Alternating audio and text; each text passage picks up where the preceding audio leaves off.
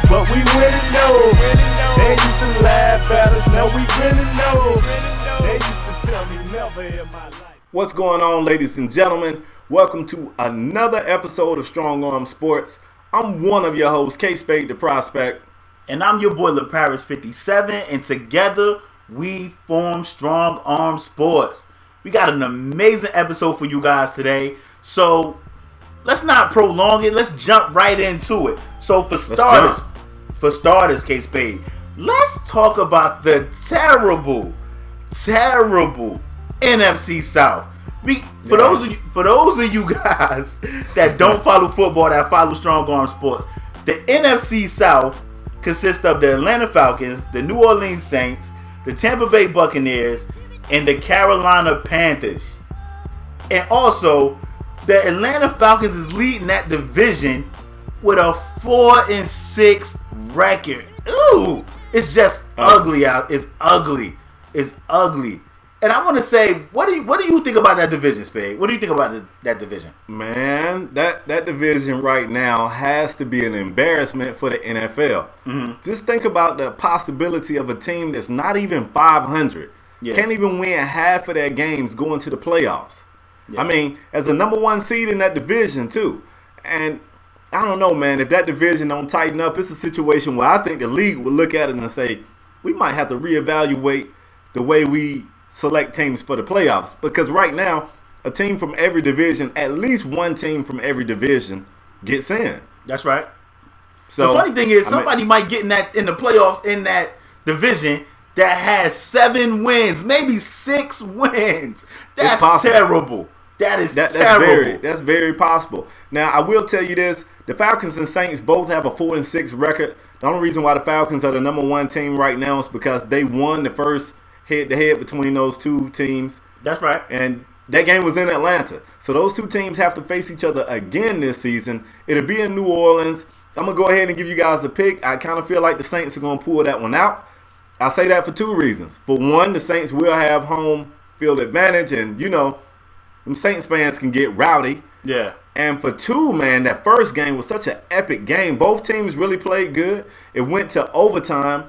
And I just saw Matt Ryan was playing out of his mind. He was making great throws. He was scrambling. I was like, who is this guy? Yeah, he went bananas. And I just feel like he played great, and they still just barely won. And I don't know that Atlanta can match that. I put it like this. If it takes that type of performance for the Falcons to beat the Saints, I don't think they do it again. I'm going to even give you another prediction and say I think the Saints will win this division. The Saints will represent this division in the playoffs. You heard it here first. Well, let me just say this. Hey. Let me just say this. Don't nobody like home cooking better than me. So you're saying that the Saints are at home. That's a good analogy. That's good. But yeah, I'm gonna have to say I would like to pick Carolina to win this division, but don't do it, bro.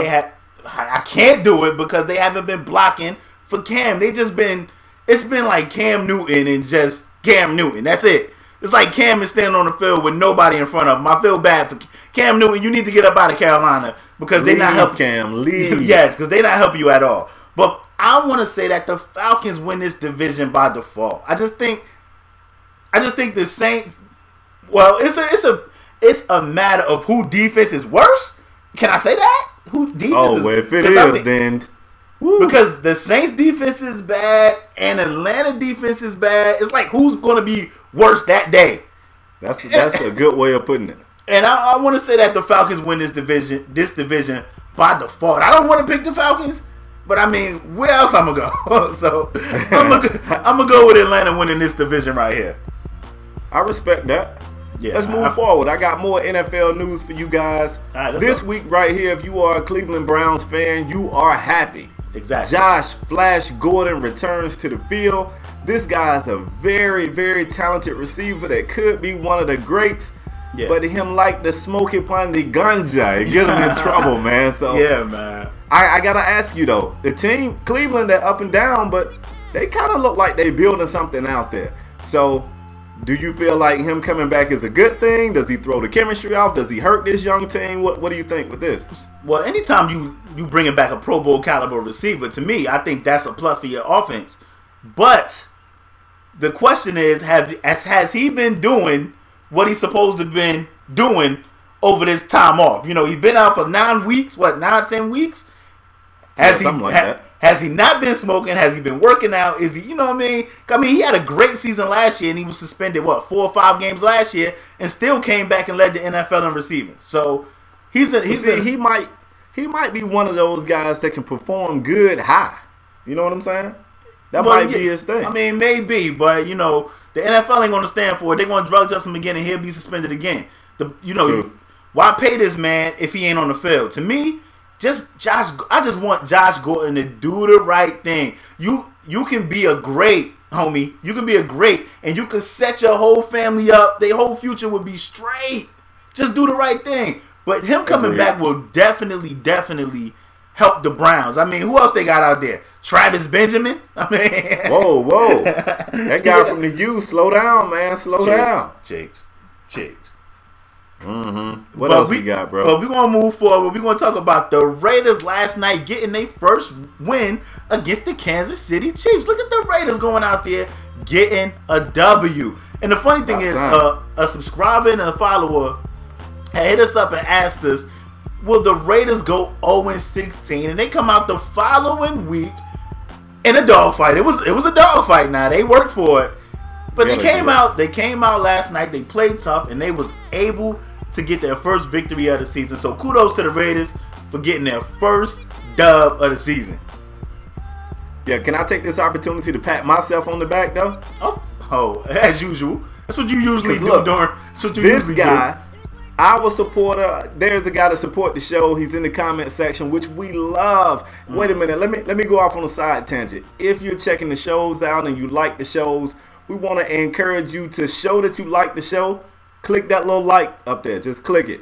But anyway, this guy's in the comment section says, I got a question for you guys. Do the Raiders go 0-16? And me and my genius self, with all my knowledge, I said, no, I have the due rule. This team is due for a win. Now, I'm not going to lie and say I knew they would come out and beat Kansas City, but I was feeling like they would do, and they would do. They got to win. They tried to lose it.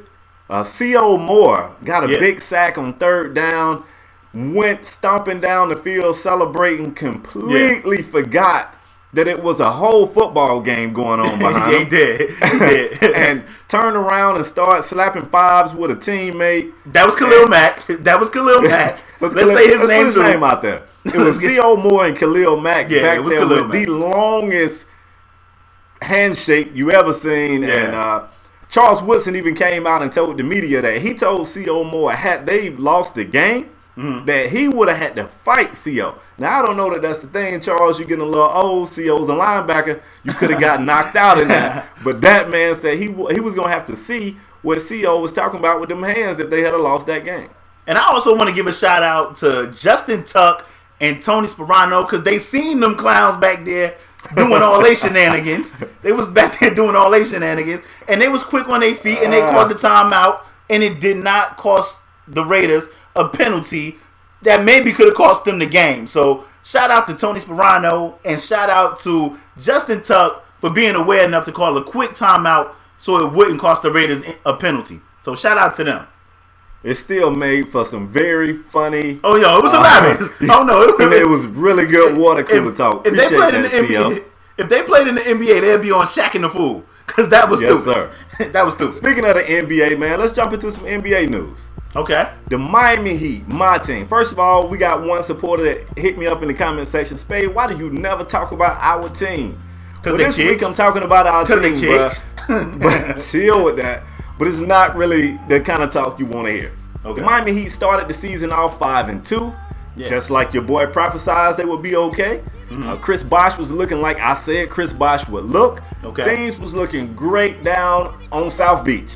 Okay. Then, since the 5-2 start, the Heat has gone 1-4 of their last 5. But D-Wade has missed 4 consecutive games with some type of hamstring injury. And man, it pains me. It pains me to bring you this question, but I have to ask you, as well as our viewers, is it time for D-Wade to hang up the sneakers? Has that day arrived? Listen, This is typical D Wade, man. It's typical D Wade. Old D Wade. D Wade is going to sit out about 40 games. This right here, all jokes aside, this right here is one of the reasons I feel LeBron left.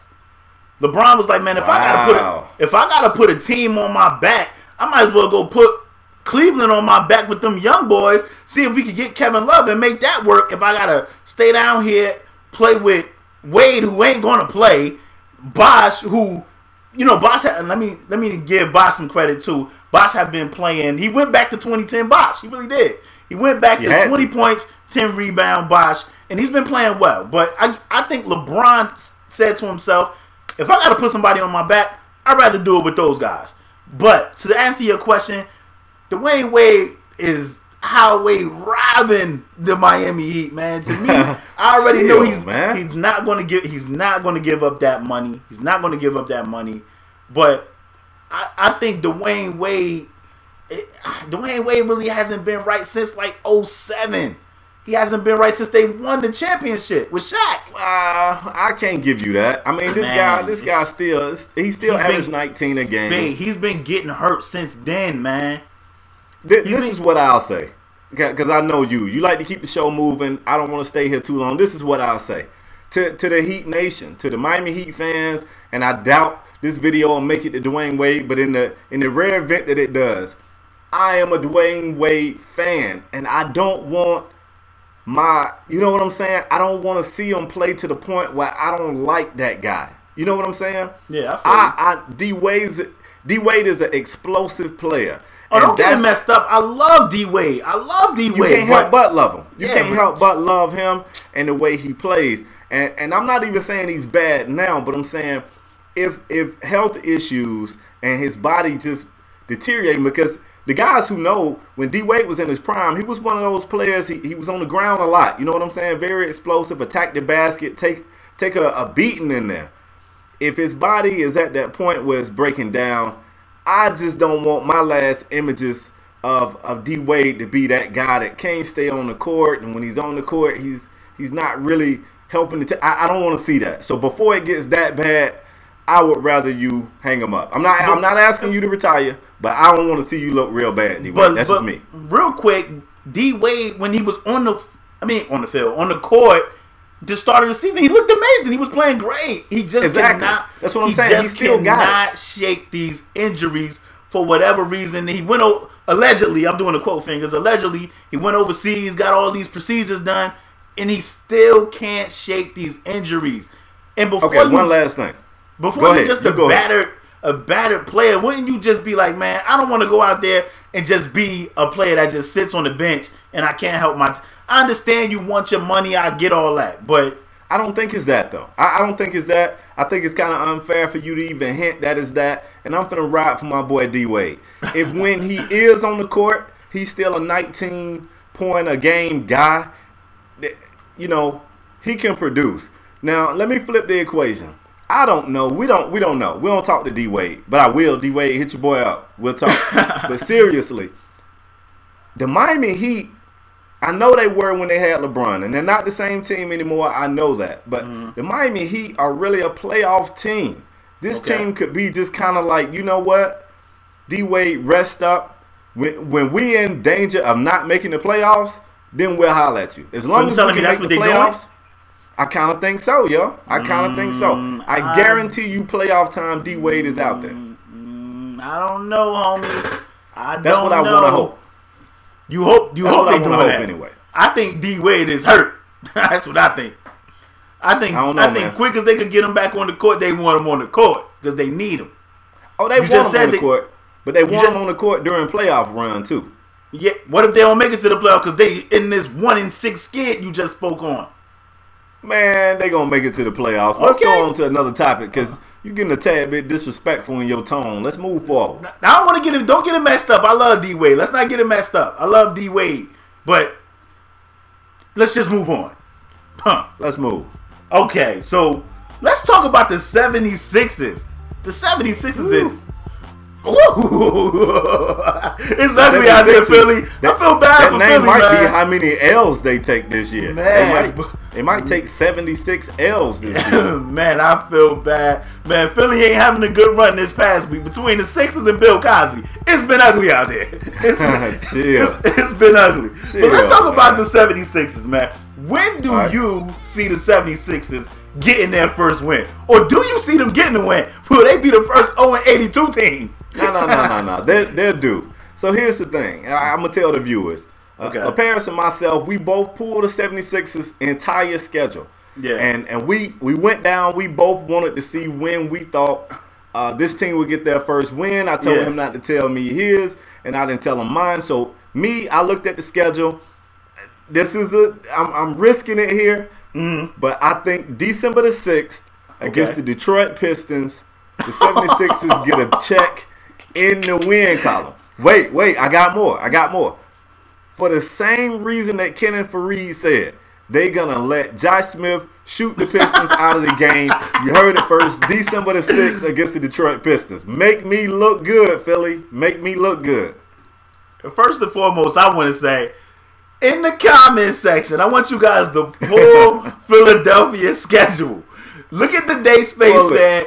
Look at the date Space said. And I want you guys to put when you think Philly will get their first win. Hopefully they don't. I'll be interested in reading this too. Like if you guys want to throw your guesses in the comment section, I'm this is all over be that. Fun. I want to see that. This is going to be fun. But let me tell you my date. I have Philadelphia's 76ers first win, and I'm telling you, I didn't want to pick this date. I was damn near in February. I'm telling you. For their first win, I have them December 27th. Playing at Utah against the Jazz. And I didn't want to pick that day because I think Gordon Hayward going to spaz out. December 27th, bro. So Santa Claus going to bring them their first win. That's what you saying? Santa Claus going to bring them their first win. Ho, ho, ho. Because Philly need it. That's crazy. December 27th. So in the comment section, tell me when you guys think Philadelphia will get their first win of the season. Please. It's going to be hilarious. That's crazy. This is going to be fun. The man said, come on. Anyway, man. I'm going to move it forward. Our big game for the week, the Strong Arm Sports game of the week that we're going to make our pick on is the NBA game. Woo. You got the Clippers versus the Grizzlies. And before I give you guys my genius prophecy, LaParis, who you like in this game and why, bro? I'm going to go with the Grizzlies. And let me tell you why. Now, we all know about the issues Blake Griffin has been having, the legal issues that he's been having in Las Vegas. To do it. Let me Can I talk? Go ahead. He has some legal issues over there in Las Vegas. And allegedly, if you guys didn't know, let me just tell you real quick. Allegedly, a guy snapped a picture of Blake. Blake didn't like it. Blake took the phone. Blake grabbed the dude on the shoulder and allegedly slapped the dude. That's what they saying. I don't know. It's allegedly. I'm doing the quote fingers. Man, Blake ain't slapped nobody. Blake, I believe you, bro. Let me finish. I picked the Grizzlies because I think Zebo gonna walk up to Blake and be like, cheese, and gonna take a picture. Let's see Blake. Let's see Blake Griffin slap Zebo down there in the paint. It ain't happening. I think Zebo will punk Blake as they do usually when they play. Zebo gets in Blake for whatever reason. They get in Blake. He really does. He really does. They be punking Blake, and I think Zebo is ready for this matchup. So that's why I'm going with the Grizz. Between him and Gasol, I don't see the Clippers winning that game. That's a good pick. First of all, man, Blake didn't slap anybody. Blake, I believe you. Spade, you know that's Blake? First. Spade, you know Blake? Yeah, man. I mean, I call him B. That's, you know what I'm saying? Oh, you call him that level. Yeah, we're on that level. But anyway, I want to go with the Clippers in this game. Why? I'm going to tell you, man, so far CP3 has looked really good this year. And I got a chance to see it firsthand against the Miami Heat the other night. Whew. He gave us that work, yo. We could not, man. It's let the me Heat. tell you. It's the Heat. Yo, he was playing against an all-star caliber point guard. He played against Napier and Cole and Chalmers. Well, he didn't play against Cole long because Cole dislocated his finger like in the first quarter. That's my point. Chicks, get him out. What? Chicks. Anyway, man, I'm going to take the Clippers. That's all I got to say. Blake Griffin has been working on his shot. I've seen Blake Griffin make a couple rainmakers this year. If Blake can shoot the three, the Grizz in trouble. So just like that. I'm not even going to stretch it long. Before we move on, I'm gonna have to, you know, Charles Barkley always say, he said, whenever the smallest guy on your team, if he the toughest player on your team, I got a problem with that. And CP3 is the toughest. He a pit bull. He like a little chihuahua. That's CP3. Like, he the toughest player, the meanest player on the team. I got a problem with that, especially when you got big Blake Griffin, 6'8", 280 or whatever you weigh, and you got DeAndre Jordan, 6'11", 280. Like, I got a problem with CP3 being the toughest guys. And those big dudes in Memphis, please believe it, those big dudes in Memphis are going to pump Blake, and Tony Allen going to lock up CP3. And I'm looking in the camera while I'm saying it. You heard it here first. Tony Allen. You heard it here first. My picks haven't been that good lately. But I hadn't even noticed. I'm bouncing back this week. You watch it. I haven't bouncing noticed. back. What else you got, man? Let's talk about Saturday night. A big fight is going on. We're going to talk about Pacquiao versus Algieri. I think that's how you pronounce it. Chris Algieri is his name. I want to know who you got. I don't know if you really follow boxing like that. I don't know if you're a big fan of boxing. I don't, man. Like, boxing has lost a lot of its luster for me. It really has. I know a few marquee guys. I don't know a lot of the mid-level guys. Yeah. So I'm not even going to come on the show in front and act all knowledgeable. I don't really know this Algieri guy. So I'm going with Pacquiao. You know what I'm saying? Manny, Pac-Man, you know? Well, I'm going to go Pacquiao. I'm going to go Pacquiao as well. But Chris Algieri, he's no slouch. I mean, the dude have a lot of punching power. And if we remember... Manny's last fight, you know, he hit the snooze button. He hit the snooze button. So we got to see if Manny Pacquiao was able to respond and come back and get a victory. I mean, because it just seemed in boxing, and this is why boxing has really, you was right when you said it, it's really lost his star power. If it's not Pacquiao, if it's not Mayweather, there's really no heavyweights. I mean, there's really. Man, B-Hop fought the other week. He did not look good at all. And whoa, wait. You leave B-Hop out of this, man. B-Hop. Man, I love B-Hop is my favorite fighter of all time next to Mike Tyson. You know, in my opinion. But, I mean, he just didn't look good. And I just feel like these dudes are still fighting because there's no up-and-coming talent. There's no talent. So, if it's not Mayweather versus Pacquiao, which I think will never happen, that's a subject for another day.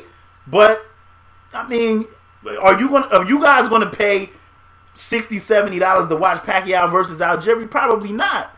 I want to know who you guys got in the comment section. Boxing to me has lost all its star power. I mean, it's really bad, man. And I used to love boxing, but it is bad. It's not looking good for boxing. It's a lot of. They got some issues with judging. You know what I'm saying? Yeah, man. I feel like it's just. It looks very corrupt. It does. It's bad. Just not. I mean, it's to the point when Mayweather have a fight. My homeboys go, "Who getting the fight this week?" Yeah. And everybody kind of like, "Man, I ain't finna pay no $60 for that." You know. Yeah. So yeah, that's all I got on that. That's all you got? Because I'm anxious to move on to this next segment. You got something else? Go ahead. Oh no. We can move on. I thought we was going to the strong arm performer. Nah, I got something special. I ain't really tell you about this right here. Oh. I didn't tell you about this one, but I want to let you guys know that we're going to start keeping score on our predictions because I don't know if you guys was here last week, but LaParis predictions were awful. Yeah, they were. They was pretty bad. Awful. If I wasn't trying to keep this show short, I would clip it and put some of his last week predictions in this show so I can re-get me a laugh on it. Yeah. But, you know, I don't have to do that because he's already made a bad prediction for this show. Whoa. Talking about the Grizz gonna beat the Clippers. Whoa! But so I want to know how y'all want to do it. Do we score every one I got right on that show, or do we just consider that show my win? You know what I'm saying? That way he only losing by one. Do you want to break it all the way down and say like 5 for me, 1 for him? That might crush his whole spirit. Hold up, because we gotta why should we start next like last show? What about the shows prior to that? Because I had some good picks. You was losing then too, though. No, but a couple of them games we picked the same people. Now he trying to cheat me, y'all. You still losing, bro. He's trying to cheat me, man. I'm just saying. I had a bad week last week. We stopping at 10 episodes? I'm pretty sure this gonna go on for a long time. Yeah, it is. I kind of feel like your losing gonna go on for some time too, though. Oh, I could be you wrong. know, that's just how I'm feeling. Well, I'm gonna tell you. This week I came prepared because my picks were so bad. I said I gotta put on my thinking cap. So if you guys see, I have on my thinking cap today. I wear this hat to school when your boy trying to get good grades. So I put on my thinking cap today, and it's gonna pay off. Watch your boy picks be right. You watch. We'll see. You watch. The Grizz. I was about to say the Grizz win big, but I ain't gonna say that. The Grizz win. The Grizz win. Okay. The You Grizz sure you win. don't want to say win big? Nah. The Grizz win. That's good enough for me. We can move on now to you can have your segment. Yeah, let's move on to the strong arm performers of the week.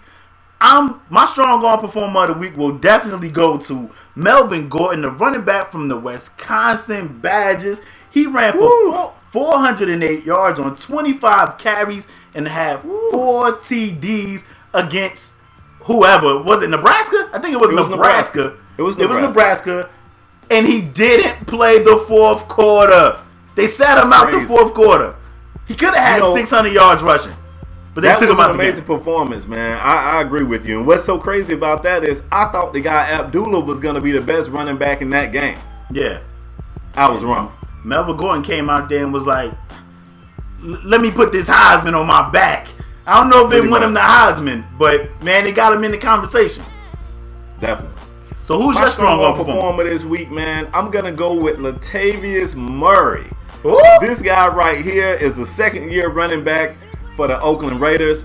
He's out of Central Florida, small college. Never heard of the guy until last week. But the guy had 4 carries for 110 yards, 112 yards, 28 yards to carry. And he helped the Raiders get a check in the dub column. And for that, sir, you are my strong arm performer of the week. Yeah, he deserves it. He deserves it. First victory, he helped, played a big part. Yeah, he deserves it. Yes, sir. So you good?